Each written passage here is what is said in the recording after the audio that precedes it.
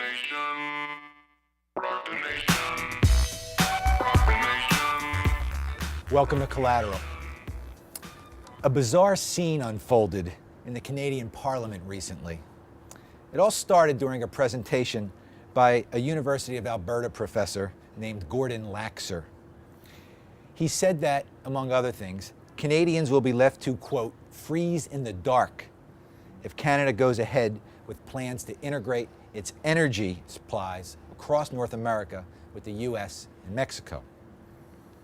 Now, at that point, according to an account in the Ottawa Citizen, a Tory member of Parliament named Leon Benoit, who was chairing the hearings, interrupted Laxer and ordered that he halt his testimony. But Benoit was overruled by other members of Parliament, so at that point he, quote, threw down his pen, declaring, "This meeting is adjourned," and stormed out. He was followed by 3 other Conservative members of Parliament. So what was this Conservative blowhard so upset about? Well, Laxer's testimony concerned a relatively new and poorly understood tri-national initiative with an appropriately Orwellian name: the Security and Prosperity Partnership. Now, according to its critics, which come from all corners of the political spectrum, the SPP, as it's known, seeks to further loosen national control over key resources, national security, and emergency response. Basically, it's just another attempt for the US to try and bully Canada and other countries into sharing its resources so it can continue to energize the war machine. Laxer was concerned that under this guise, the SPP would commit Canada to fueling US energy needs, irrespective of the needs of Canada. Now, this is something that NAFTA has already codified to some degree, but the SPP would go even further. Now, case in point is the fact that Eastern Canada now has to import 90% of its oil, and much of it comes from OPEC countries.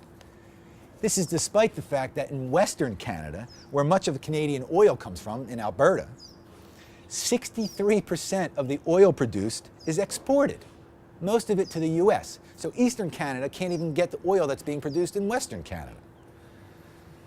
Now, there's other concerns too. The US war machine obviously needs lots of energy to keep its engine humming smoothly. And Canadian oil is a vital part of that. The SPP would also ensure that this critical source of energy funding the US's wars of aggression abroad continue to flow freely from Canada. Now, this aspect of the SPP's plan has many Canadians rightfully upset. So after this debacle in Parliament, another member of the government named Peter Julian commented that, quote, "It's shocking the extent to which the Conservative Party will go to cover up information about the SPP." Yeah, it's shocking. These people act like they expect to be able to run the world as they see fit, don't they?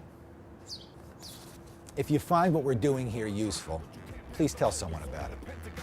The IRS or the upper echelon, I think it's time to make a move on the contradiction. Bam, bam. Rock the nation. Take over television and radio station. Bam, bam. The truth shall come. Give the corporations of complication. Bam, bam. Rock the nation. Take over television and radio station. Bam, bam. The truth shall come. Give the corporations of complication. Say,